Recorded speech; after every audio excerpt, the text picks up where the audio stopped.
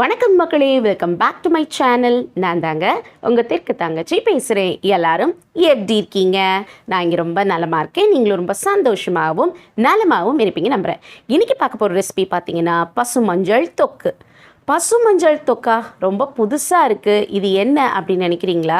Actually பார்த்தீங்கன்னா இந்த பசு மஞ்சள் தொக்கு செஞ்சவங்களுக்கு தெரியும் இது எந்த அளவுக்கு ரொம்ப சூப்பரான ரெசிபி. அது மட்டும் இல்லாமல் எவ்வளோ மருத்துவ குணம் நிறைஞ்ச ரெசிபி அப்படின்னு சொல்லிட்டு. ஆக்சுவலி பார்த்தீங்கன்னா இந்த பசு மஞ்சள் அப்படிங்கிறது வேறு எதுவும் இல்லை. பொங்கல் டைம்லலாம் நீங்கள் உங்கள் வீட்டிலலாம் கட்டியிருப்பீங்க, நீங்கள் பார்த்துருக்கலாம். ஸோ அந்த மஞ்சள் தாங்க பசு மஞ்சள். இதில் ஏகப்பட்ட ஹெல்த் பெனிஃபிட்ஸ் இருக்குது. சொல்லப்போனால் இந்த மஞ்சள் உங்கள் வீட்டில் இருக்குது அப்படின்னாலே நீங்கள் நோயை வீட்டை விட்டு விரட்டிடலாம் அப்படின்னே சொல்லலாம். அந்த அளவுக்கு இதில் அவ்வளோ மெடிசினல் வேல்யூஸ் இருக்குது. ஸோ இந்த பசு மஞ்சளை பயன்படுத்தி தான் இன்றைக்கி நம்ம பசு மஞ்சள் தொக்கு செய்ய போகிறோம். ஸோ இந்த தொக்கு எப்படி செய்யலான்னு பார்க்கலாமா? அதுக்கு நம்ம என்ன பண்ணணும்? வீடியோக்குள்ளே போகணும் இல்லையா? ஸோ வாங்க வீடியோக்குள்ளே போய் இந்த பசு மஞ்சள் தொக்கு எப்படி செய்யலான்னு தெரிஞ்சுக்கலாம்.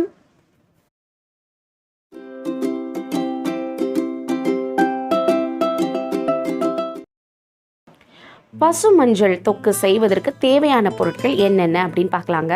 பசு மஞ்சள் ஒரு 200 கிராம் போல் எடுத்துக்கோங்க. மேலே இருக்கிற தொலி எல்லாம் நல்லா நீக்கிட்டு அதை இந்த மாதிரி அழகாக துருவி எடுத்துக்கோங்க.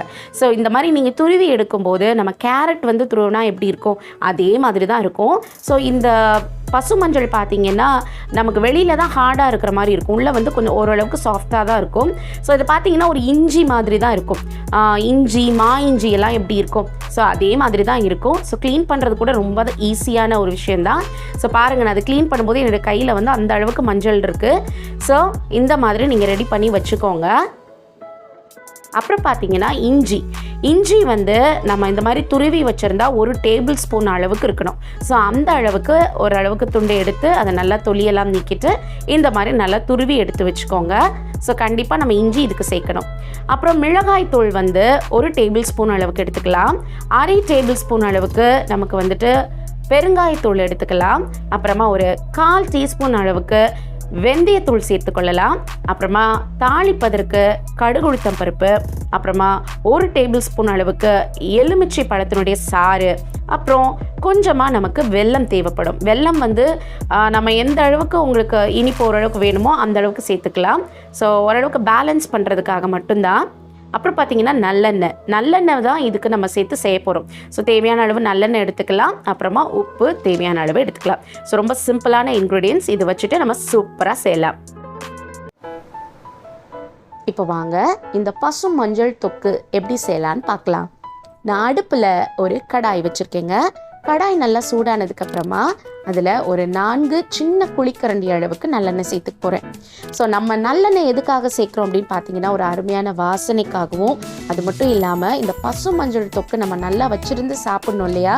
ஸோ அதுக்காக இந்த நல்லெண்ணெய் சேர்த்துக்க போகிறோம். ஸோ நல்லெண்ணெய் சேர்த்துக்கும் பொழுது சீக்கிரமாக கெட்டு போக வாய்ப்பில்லை. அது மட்டும் இல்லாமல் டேஸ்ட்டும் ரொம்பவே அருமையாக இருக்கும். அதனால் நம்ம நல்லெண்ணெய் சேர்த்துட்டோம்.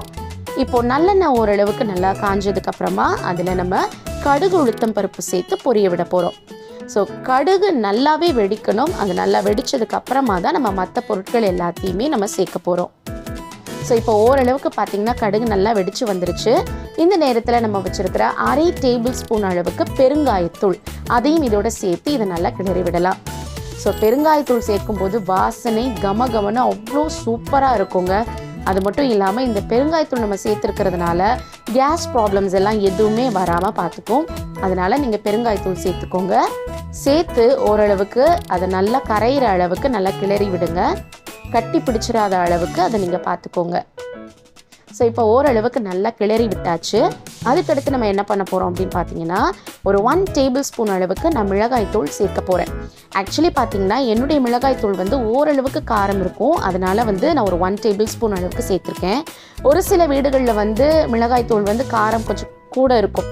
ஸோ அந்த மாதிரி நேரங்களில் உங்களுடைய காரத்துக்கு ஏற்ற மாதிரி நீங்கள் கூட்டி குறைச்சி சேர்த்துக்கலாம். அது தப்பு கிடையாது. ஸோ இந்த மிளகாய்த்தூள் நீங்கள் சேர்த்ததுக்கு அப்புறமா நீங்கள் அதை நல்லாவே கிளறி விடுங்க.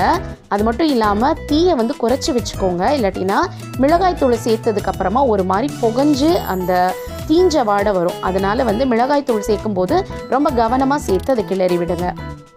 இப்போ ஓரளவுக்கு அதை நல்லா கிளறினதுக்கு அப்புறமா 1 டேபிள் ஸ்பூன் அளவுக்கு இருக்கிற மாதிரி இஞ்சியை வந்து நான் நல்லா துருவி வச்சுருக்கேன். ஸோ அந்த இஞ்சியை நம்ம அதில் சேர்த்துக்க போகிறோம். ஸோ இஞ்சியை வந்து அதில் சேர்த்ததுக்கு அப்புறமா நீங்கள் நல்லா கிளறி விடுங்க. இப்போ பாருங்கள், எண்ணெய் வந்து நல்லா பொங்கி வருது. ஆக்சுவலி நம்ம நல்லெண்ணெய் சேர்த்துருக்கிறதுனால தான் இந்த மாதிரி பொங்கி வருது. ஸோ இப்போ ஓரளவுக்கு நீங்கள் அதை நல்லா கிளறி விடுங்க. கிளறி விட்டதுக்கப்புறமா நம்ம வச்சுருக்கிற பசு மஞ்சள் எடுத்துக்கலாம். ஸோ இந்த பசு மஞ்சள் வந்து ஒரு 200 கிராம் போல் நம்ம எடுத்துருக்குறோம். அதை நல்லா தோலெல்லாம் நீக்கிட்டு இந்த மாதிரி அருமையாக நம்ம துருவி வச்சுருக்குறோம். ஸோ இது பார்க்குறதுக்கு ஒரு கேரட் துருவல் போல் தான் இருக்கும். இது நான் துருவும் பொழுதே வாசனை அவ்வளோ அருமையாக இருந்துச்சுங்க. ஸோ இந்த பசு மஞ்சளை வந்து இதில் நம்ம சேர்த்துட்டு அதை நல்லா கிளறி கொடுக்க போகிறோம். ஆக்சுவலி பார்த்தீங்கன்னா நான் வந்து வெஜிடபிள்ஸ் வாங்குறதுக்காக கடைக்கு போயிருந்தேன். ஸோ பசு மஞ்சளை பார்த்த உடனேயும் ஸோ கண்டிப்பாக வந்து என்னுடைய சப்ஸ்கிரைபர்ஸ் அண்ட் வியூவர்ஸ்க்கு இந்த ரெசிபியை நான் போட்டே ஆகணும் அப்படின்னு சொல்லிட்டு நான் இது வந்து வாங்கிட்டு வந்து செஞ்சேங்க. இது நான் ஏற்கனவே வீட்டில் வந்து பலமுறை செய்ததுண்டு. பட் இருந்தால் கூட இது வந்து ஸ்பெஷலாக இன்றைக்கி உங்களுக்காக செஞ்சு காட்டணும் அப்படின்றதுக்காகவே நான் செஞ்சுருக்கிறேன். அது மட்டும் இல்லாமல் பார்த்தீங்கன்னா இந்த பசு மஞ்சள் வந்து அவ்வளோ மருத்துவ குணம் நிறைஞ்சதுங்க. இதில் வந்து ஏராளமான மருத்துவ குணம் இருக்குது. நான் வந்து சாதாரணமாக இதை வந்து சொல்லிட்டு போக முடியாது. பொதுவாகவே பார்த்தீங்கன்னா மஞ்சளுக்கு வந்துட்டு பாக்டீரியா, வைரஸ் அதெல்லாம் அழிக்கிற தன்மை வந்து நிறையா இருக்குது. ஸோ இந்த மஞ்சள் வந்து நம்ம அடிக்கடி உணவில் சேர்த்துக்கும் பொழுது நம்மளுடைய உடம்புல இருக்கக்கூடிய தேவையில்லாத நச்சுக்களாக இருக்கக்கூடிய இந்த பாக்டீரியாவோ இந்த வைரஸோ இதை எல்லாத்தையுமே நீக்குது. அது மட்டும் இல்லாமல் பார்த்தீங்கன்னா இதில் குக்குர்மின் அப்படிங்கிற ஒரு வேதிப்பொருள் அடங்கியிருக்குங்க. ஸோ இது வந்து ஒரு ஆன்டி இன்ஃப்ளமேட்டரி ப்ராப்பர்ட்டியாகவும் ஆக்ட் பண்ணுறதுனால உங்களுடைய உள்ளுறுப்புகளில் இருக்கக்கூடிய காயங்களை வந்து ரொம்ப சீக்கிரமாகவே இது வந்து ஆற்றிடும். இப்போ நமக்கு வந்து ஸ்கின்னுக்கு வெளியில் நமக்கு ஏதாவது ஒரு காயம் ஏற்பட்டால் நம்ம உடனே ஆயின்மெண்ட் போட்டுடுறோம். ஸோ ஓகே, அது வந்து சரியாக போகுது அப்படின்னு சொல்லலாம். ஆனால் உள்ளுறுப்புகளில் இருக்கக்கூடிய காயங்களை வந்து சீக்கிரமாக ஆற்றுறது யாருங்க? ஸோ அதுக்கு வந்து இது ரொம்பவே பெனிஃபிஷியலாக இருக்கும். ஸோ கண்டிப்பாக நீங்கள் இதை வந்து வாங்கி சமைச்சு பாருங்கள். ஸோ இப்போ அதை நீங்கள் நல்லா வதக்கி விட்டதுக்கப்புறமா இன்னும் கொஞ்சம் நமக்கு அதில் எண்ணெய் தேவைப்படுது. அதனால நம்ம எண்ணெய் சேர்த்துருக்கோம். இந்த பசுமஞ்சள் தொக்குக்கு நீங்கள் வந்து தயவு செய்து தண்ணி தெளித்து வேக வைக்காதீங்க. தண்ணி நீங்கள் தெளிச்சிட்டிங்க அப்படின்னு சொன்னால் இந்த தொக்கு நம்ம வச்சுருந்து சாப்பிட முடியாது, சீக்கிரமாக கெட்டு போயிடும். ஸோ வந்து இது நல்லபடியாக வேகணும் அப்படின்னா நம்ம நல்லெண்ணெய் சேர்த்து தான் வேக வைக்கணும். நல்லெண்ணெயில் நிறைய மருத்துவ குணங்கள் இருக்குது. ஸோ இந்த எண்ணெய் சேர்க்கறதுனால நமக்கு வந்து உடலுக்கு ஆரோக்கியம் தானே தவிர எந்த விதத்துலேயும் ஆபத்தை விளைவிக்காது. ஸோ அதனால் நீங்கள் அதை சேர்த்து ஓரளவுக்கு நல்லா கிளறி விடுங்க. அப்புறம் பார்த்தீங்கன்னா இப்போது கேன்சர்லாம் வந்து ரொம்ப சாதாரணமாக எல்லாருக்குமே வர்ற மாதிரி ஆகிப்போச்சுங்க. ஸோ இந்த கேன்சரை வந்து நம்ம வராமல் தடுக்கிறதுக்கு இந்த அருமையான பசு மஞ்சளை வந்து நம்ம அடிக்கடி உணவில் சேர்த்துக்கும் பொழுது கண்டிப்பாக வந்து அப்படிப்பட்ட நோய்களை வந்து நம்ம வரவிடாமல் கண்டிப்பாக தடுக்கலாம். ஸோ இப்போ பார்த்தீங்கன்னா ஓரளவுக்கு நல்லா வதக்கி விட்டதுக்கப்புறமா இதுக்கு தேவையான அளவுக்கு நம்ம உப்பு சேர்த்துக்க போகிறோம். ஆக்சுவலி பார்த்தீங்கன்னா நம்ம செய்கிறது என்னவோ ஊறுகாய் கிடையாது, தொக்கு. ஸோ இந்த தொக்குக்கு ஏற்பட்ட எந்த அளவுக்கு நமக்கு வந்து உப்பு சேர்க்கணும் அப்படிங்கிறத நம்ம தெரிஞ்சுக்கிட்டு அந்த அளவுக்கு நீங்கள் சேர்த்துக்கோங்க. நீங்கள் ஊறுகாய் வந்து நீங்கள் தனியாக செய்கிறீங்க அப்படின்னா நீங்கள் உப்பு அதிகமாக சேர்த்துக்கலாம். ஸோ இது நம்ம செய்கிறது தொக்குன்றதுனால அதுக்கு தகுந்தாற் போல் தேவையான அளவுக்கு மட்டும் நீங்கள் வந்து உப்பு சேர்த்துக்கோங்க. அது மட்டும் இல்லாமல் பார்த்தீங்கன்னா இந்த பசுமஞ்சளில் வந்து தொக்கு மட்டும்தான் செய்ய முடியுமா அப்படிங்கிறதெல்லாம் கிடையாது. இதில் நிறைய செய்யலாம். இதில் வந்து குழம்பு செய்யலாம், இதில் வந்து நீங்கள் பொரியல் பண்ணி சாப்பிட்லாம். அது மட்டும் இல்லாமல் பார்த்தீங்கன்னா சட்னி பண்ணலாம், அப்புறமா வந்து ஜாம் பண்ணி சாப்பிட்லாம். இந்த மாதிரி வெரைட்டியாக நீங்கள் வந்து இந்த ரெசிபீஸ் பண்ணி சாப்பிட முடியும். ஸோ இப்போ பாருங்கள் ஓரளவுக்கு நல்லா வதங்கி வெந்து வந்திருக்கு. இந்த ஸ்டேஜில் ஒரு 1/4 டீஸ்பூன் அளவுக்கு நம்ம வெந்தயத்தூள் சேர்த்துக்கலாம். வெந்தயத்தூள் வந்து ரொம்ப குறைவாக சேர்த்துக்கோங்க. ஆக்சுவலி வந்து நீங்கள் அதிகமாக சேர்த்துட்டிங்க அப்படின்னா கசந்த மாதிரி ஆகிடும். அதனால் ஒரு வாசனைக்காக தான் வெந்தயத்தூள். ஸோ அதையும் சேர்த்து நீங்கள் நல்லா கிளறி விடுங்க. ஸோ இந்த மாதிரி நம்ம நல்லா வதக்கி வேக வைக்கும்போது அது ஓரளவுக்கு நல்லா நமக்கு வெந்து வந்துடும். ஸோ பார்த்தீங்கன்னா எவ்வளோ மருத்துவ குணம் நிறைஞ்சிருக்குங்க. இந்த பசுமஞ்சள் வந்து உண்மையாகவே இதை சமைச்சு பார்த்து இதை வந்து சாப்பிட்டவங்களுக்கு இதனுடைய அருமை தெரியும். அப்படிப்பட்டவங்களாம் கண்டிப்பாக இந்த பசுமஞ்சளை பார்த்துட்டு டக்குன்னு க்ராஸ் பண்ணி போக மாட்டாங்க. வாங்கிட்டு வந்து நல்லாவே சமைச்சு சாப்பிடுவாங்க. ஸோ நீங்களும் உங்கள் வீடுகளில் இதை செஞ்சு நீங்கள் சாப்பிட்டு பாருங்கள். இப்போ இதில் கொஞ்சமாக நம்ம வெல்லம் சேர்த்துக்க போகிறோங்க. ஆக்சுவலி பார்த்தீங்கன்னா வெல்லம் வந்து அதிகமாக சேர்க்கக்கூடாது. எதுக்காக நம்ம வெல்லம் சேர்க்குறோம் அப்படின்னு பார்த்தீங்கன்னா நம்ம வந்து இதில் மிளகாய் தூள் சேர்த்துருக்குறோம். ஸோ காரம் வந்து ஓரளவுக்கு வந்து அதிகமாக இருந்துச்சுன்னா அதை பேலன்ஸ் பண்ணிடும். நல்லெண்ணெய் சேர்த்துருக்கிறதுனால அந்த கசப்பும் வந்து நமக்கு தெரியாமல் இருக்கும். அது மட்டும் இல்லாமல் கடைசியாக நம்ம வந்து எலுமிச்சை பழத்தினுடைய சாறு சேர்க்க போகிறோம். ஸோ அந்த உப்பு புளி காரம் எல்லாமே பேலன்ஸ் ஆகணும் அப்படின்றதுக்காக நம்ம இந்த இடத்துல வந்து வெல்லம் சேர்த்துக்கிறோம். ஸோ வெல்லம் அதிகப்படியாக சேர்த்துட்டிங்கன்னா ரொம்ப இனிப்பாக மாறிடும்.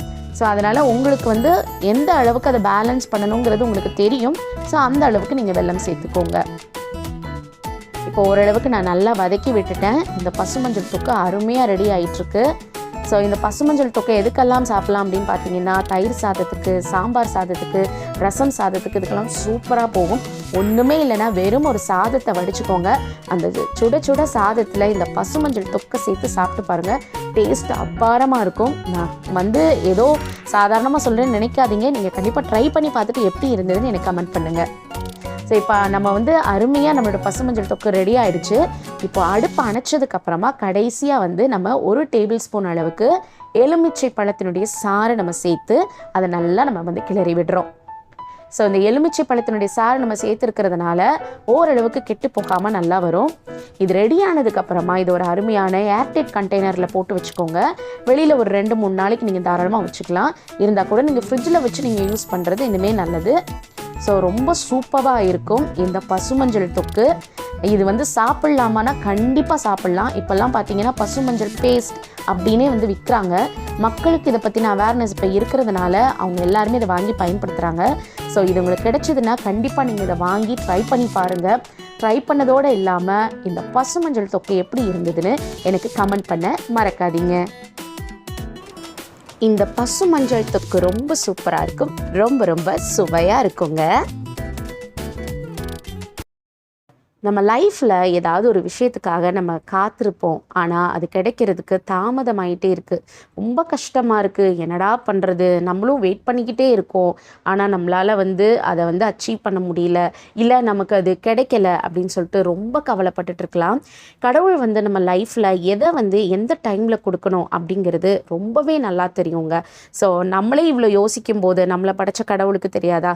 கண்டிப்பாக கடவுள் வந்து உங்கள் லைஃப்பில் ஏதோ ஒரு நன்மைக்காக அதை செய்கிறாரு. ஆனால் அதே நேரத்தில் நீங்கள் காத்துட்டு இருந்தது கூடிய விரைவிலேயே உங்களுக்கு கிடைக்கிற மாதிரி கடவுள் செய்வார்.